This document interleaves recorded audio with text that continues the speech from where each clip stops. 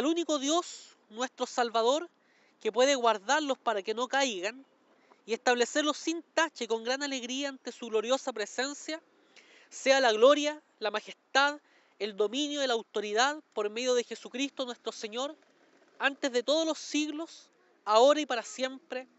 Amén. Llegamos al final de nuestra serie, Rebaño Escogido, 5 puntos sobre el amor de Dios. Y tenemos que decir que hemos visto el amor de Dios expresado en las doctrinas de la gracia, en estos 5 puntos del calvinismo. Hemos hecho esta serie en el contexto de la celebración de los 500 años de la Reforma Protestante, porque creemos que es sumamente importante recordar lo que nuestros antiguos pastores nos enseñaron acerca de la palabra del Señor. Y es muy importante que retomemos estos elementos que no deben ser nunca perdidos, sobre todo cuando nos hacen poner la vista en lo que Dios hizo por nosotros. Porque en nuestra depravación total vimos la condición de miseria, la condición de pobreza espiritual, de muerte espiritual que nosotros vivíamos sin Cristo. Porque en su elección incondicional vimos su amor eterno, ese amor con el cual Él decidió predestinarnos para salvación. Y de hecho, Él nos predestinó y nos escogió sin mediar ninguna cosa que nosotros pudiésemos hacer. En la expiación limitada, que es quizás el elemento más problemático de esta doctrina, más difícil de pensar, porque venimos de esta idea de que Jesús murió por toda la humanidad y muchas veces hemos escuchado acerca de eso. Pero más allá de esa dificultad, es el elemento más pastoral de la doctrina, porque la expiación limitada nos permite vislumbrar esta idea que podemos aterrizar a nuestra vida. Cristo me ama y murió por mí. El Señor Jesús, cuando estuvo en la cruz del Calvario, murió por ti. Murió por ti y murió por mí. Y también hemos visto el tema de la gracia irresistible, que nos permite a nosotros saber que cuando el Señor nos llamó, ninguno de nosotros pudo poner un alto, porque la gracia del Señor nos impactó de tal manera que escuchamos como Jesús le dijo a sus discípulos: ven y sígueme. Y nosotros comenzamos a seguir al Señor. Hoy día hablaremos acerca de la perseverancia de los santos. R.C. Sproul, en su libro Todos somos teólogos, dice que los reformados creen en la perseverancia de los santos como una deducción lógica de la doctrina de la elección. Si Dios elige a su pueblo desde la eternidad, ciertamente los elegidos permanecerán para siempre. Eso es algo que nosotros podemos creer. Si el Señor nos eligió para que nos perdiéramos en el camino. El Señor nos eligió y su plan siempre es perfecto y Él llevará a cabo su plan hasta el final. Luis Berkhoff, en su teología sistemática, define la perseverancia de los santos como aquella continua operación del Espíritu Santo en el creyente, mediante la cual la obra de la gracia divina que ha empezado en el corazón se continúa hasta llegar a ser completa. Los creyentes continúan firmes hasta el fin, debido a que Dios nunca abandona su obra. Y eso también es muy hermoso reconocerlo en esta doctrina, que el Señor nos ha amado eternamente, nos ha provisto de su Espíritu Santo, que nos sostiene en la vida cristiana y que hará que lleguemos hasta el fin perseverando. El texto que leímos de la carta de Judas habla acerca de la perseverancia de los santos. El Judas del cual nosotros vemos aquí que se habla en esta carta es el hermano del Señor Jesús. Jesús tuvo hermanos en la familia de José y María, e incluso el Evangelio de Juan, en el capítulo 7, versículo 5, dice que lo cierto es que ni siquiera sus hermanos creían en él. O sea, hubo un momento en que estos que eran de la familia de Jesús tampoco habían creído en el Señor. Pero el Señor, que decide salvar a familias, que hace pacto con familias, porque Dios le dijo a Abraham que en él serían benditas todas las familias de la tierra, nosotros podemos ver aquí que esto de que los hermanos de Jesús, y entre ellos Judas, no creyeran en él, no fue obstáculo para que Dios cumpliera su plan. Aquí vemos a Judas alabando al Señor. De hecho, el texto que nosotros leímos es una doxología, es una palabra de gloria, es una canción, una alabanza. Y esa es la mejor manera de terminar nuestra serie de mensajes, celebrando aquello que el Señor hizo por nosotros, reconociendo su amor soberano y transformador, reconociendo su cuidado fiel y permanente para nuestra vida. Porque aquí nosotros tenemos que insistir en algo. Esta doctrina no fue para ser debatida, no fue creada para ser debatida, sino que es una doctrina para ser celebrada y amada por el pueblo del Señor. Veremos tres cositas muy brevemente en este sermón que yo les quiero presentar en esta mañana. En primer lugar, la perseverancia de los santos nos lleva a adorar a Dios. En el versículo 24 señala que esta alabanza está dedicada al único Dios nuestro Salvador. Al único Dios nuestro Salvador. Ese Dios trino, ese Dios uno, que ha decidido en su soberanía salvarnos. Porque, ojo, ni la salvación ni nuestra esperanza descansan en nosotros, en lo que podemos hacer, en lo que podemos lograr. Nuestra esperanza y nuestra salvación descansan en Dios, que nos amó y que nos salvó y que nos perdonó.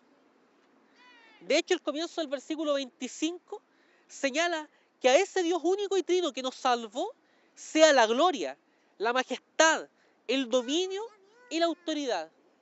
Es Dios quien debe ser glorificado. Ahí está el sentido de nuestra vida. El sentido real de nuestra vida está en glorificar a Dios y en gozar de Él para siempre. Es Dios quien merece ser glorificado y debe ser reconocido por lo que Él ha hecho soberanamente en nuestra vida, por su autoridad, porque Él es Señor y Dios de nosotros. Toda nuestra vida, todo lo que nosotros hacemos, toda nuestra existencia debe ser para glorificar al Señor. ¿Estás dispuesto a glorificar al Señor en tu vida?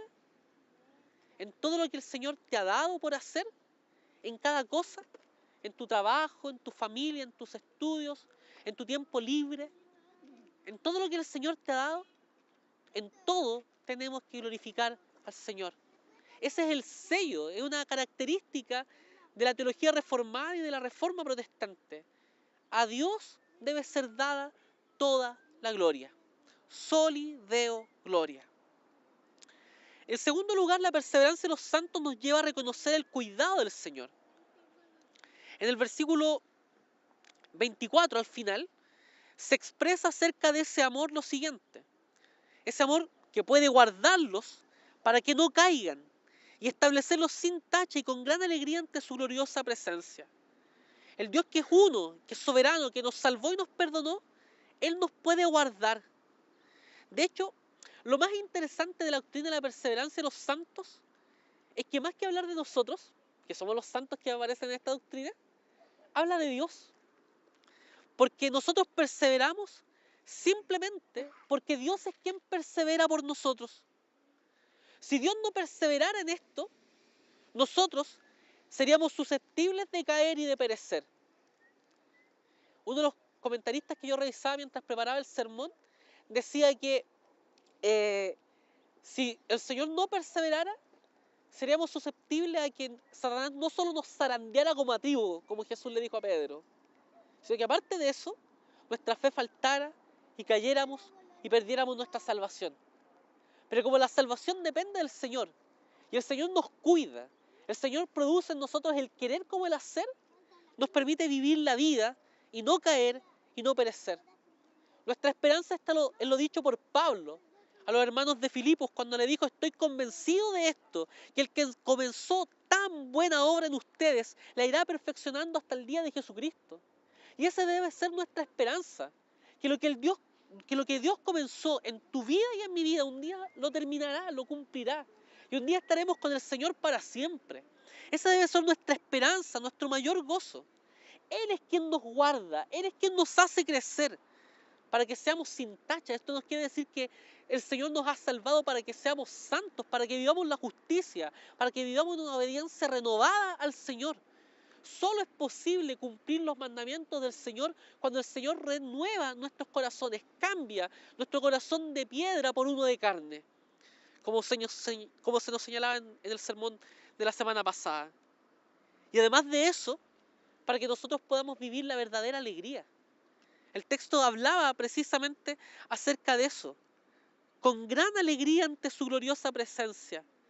La única verdadera alegría, la verdadera dicha, la verdadera bienaventuranza está en que tú y yo vivimos en Cristo. Cuando nosotros logramos comprender eso, no hay cosa que nos pueda llenar de más paz y de más alegría para la vida, el saber que Cristo vive en nosotros. Jesús lo expresó con suficiente claridad en el Evangelio de Juan, esto está registrado, Evangelio de Juan capítulo 10, cuando dijo: mis ovejas oyen mi voz, yo las conozco y ellas me siguen. Yo les doy vida eterna y nunca perecerán, ni nadie podrá arrebatármelas de la mano. Mi Padre que me las ha dado es más grande que todos, y de la mano del Padre nadie las puede arrebatar. El Padre y yo somos uno. ¿Qué piensas y sientes tú al saber que eres una oveja del rebaño del Señor? ¿Qué piensas y sientes tú cuando sabes que Dios es el dueño de ese rebaño? ¿Qué piensas y sientes tú cuando sabes y puedes tener la seguridad de que nadie puede arrebatarte de la mano de aquel que murió en la cruz del Calvario por ti? Eso simplemente debiese producir verdadera alegría, verdadero descanso, verdadera paz. Aquí está la buena noticia que se halla en Jesucristo. Este es el Evangelio que nos dice que éramos pecadores, dignos de la muerte y de la condenación, pero que Cristo nos amó de tal manera que dio a su Hijo unigénito para que todo aquel que en él cree no se pierda, mas tenga vida eterna. Dios mostró su amor para con nosotros, en que siendo aún pecadores, Cristo murió por nosotros. Ahí está la buena noticia del Evangelio. Por eso tú y yo podemos tener esperanza. Nuestra salvación es segura y es firme. Yo cuando logré el convencimiento de estas doctrinas de la gracia, siendo pentecostal, cuando me tocaba predicar, a los predicadores de la iglesia pentecostal les tocaba dirigir el culto. Entonces uno decidía qué cosas se cantaban allí. Y a mí me gustaba mucho cantar un coro pentecostal que en una de sus partes dice: soy salvo, Señor, tú me salvaste Señor, eternamente. Voy a los cielos, voy a la gloria, porque el Señor ya me ha dado la victoria. Así es, el Señor ya nos ha dado la victoria. Y en tercer lugar, la perseverancia de los santos nos lleva a reconocer la mediación de Jesucristo. El final del versículo 25 señala que nuestra alabanza y vida para Dios es por medio de Jesucristo nuestro Señor, antes de todos los siglos, ahora y para siempre. La perseverancia de los santos no sería posible sin la obra de Cristo. Él es el perfecto sacerdote, que fíjense, no solo entregó la ofrenda, sino que se entregó a sí mismo como el sacrificio, como el cordero sin mancha y sin contaminación.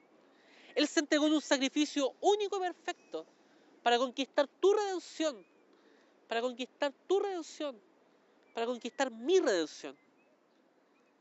El Cristo que murió y resucitó y que hoy vive y que está sentado a la diestra de Dios Padre, ese es quien intercede por nosotros, es quien nos guarda. La perseverancia de los santos es posible porque estamos unidos a Cristo. Él es el Emanuel, es Dios con nosotros. Y eso, insisto, es consolador, nos produce alegría. Cristo está con nosotros. Él es quien intercede por nosotros. Tenemos al perfecto abogado delante del Padre. ¿Has pecado? ¿Estás en una condición triste, dolorosa, angustiosa de la vida? Acude al Padre a través de Jesucristo. Él es nuestro sumo sacerdote que está allí intercediendo por nosotros. Como dice el autor de Hebreos, podemos acercarnos confiadamente ante el trono de la gracia para hallar la misericordia y el oportuno socorro para nuestra vida. El texto de Judas termina con un amén. Y eso es lo que nosotros debiéramos decir a esta palabra. Amén. Confirmarla. Y no solo confirmarla, sino que tomarla para nosotros. Creer que esta palabra del Señor es para nuestra vida. Esta palabra del Señor que nos ha dicho que la salvación pertenece a nuestro Dios, que a Él tiene que ser toda la gloria y que Jesús es nuestro mediador, quien nos sostiene, quien nos cuida. Quiero cerrar esta vez solo con una cita final. Hovey, que es un autor que cita a Berkhoff en su teología sistemática, señala que esta doctrina será una fuente de gran consuelo y poder, un incentivo a la gratitud, un motivo para el sacrificio propio y una columna de fuego en la hora de peligro. La perseverancia de los santos es para tu consuelo. ¿Crees que nadie te ama? ¿Crees que estás solo? ¿Abandonado? Cristo está contigo. Es Cristo quien te sostiene hoy día, quien nunca te ha dejado solo. Aunque lleves años del Evangelio, el Señor está contigo, sosteniéndote, animándote. Y eso debe producir consuelo y poder, fuerza para la vida. Es un incentivo a la gratitud porque esto nada depende de nosotros. Por lo tanto, tú y yo tenemos que ser agradecidos al Señor.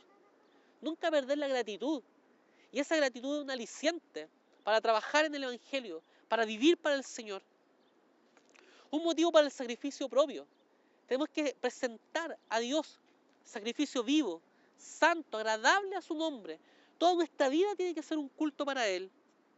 Y también una columna de fuego en la hora de peligro. Porque sabemos que en los momentos más difíciles de la vida, inclusive en aquello en que nuestra vida corre riesgo, podemos tener la seguridad de que nuestra vida es eterna. Porque después de esta vida sí hay otra.